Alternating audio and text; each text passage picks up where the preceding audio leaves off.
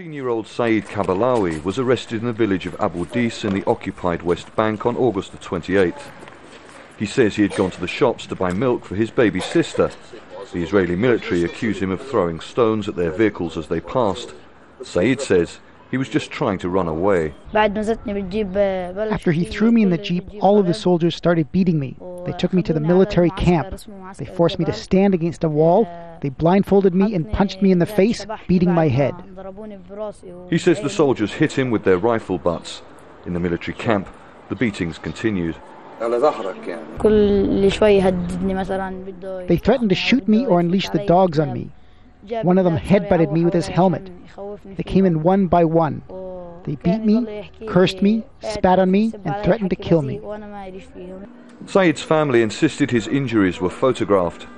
Human rights organisations have highlighted his case because it's particularly extreme, but they say Israeli security forces regularly abuse the young people they arrest.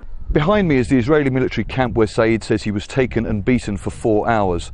Now, the organisation Defence for Children International says that every year around 700 minors between the ages of 12 and 17 are arrested in the West Bank and then tried in Israeli military courts.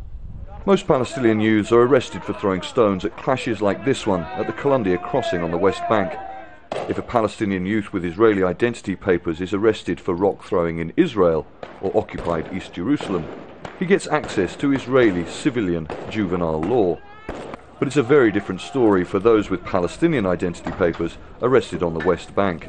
A Palestinian in the West Bank, on the other hand, is subject to military law, been subjected to military law for the last 45 years.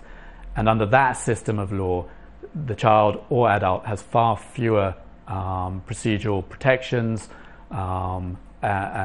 such as seeing a lawyer, having a parent present during questioning, etc., etc. So it's a far harsher system. A spokesman for the Israeli military told Al Jazeera that youths were tried in military courts because the occupied West Bank is under Israeli military law. Saeed is scheduled to face an Israeli military court in January next year. He's not yet been officially charged, but he faces the prospect of being taken from the occupied West Bank to a jail inside Israel, an act which is itself against international law. Charles Stratford, Al Jazeera, Abu Dis, the occupied West Bank.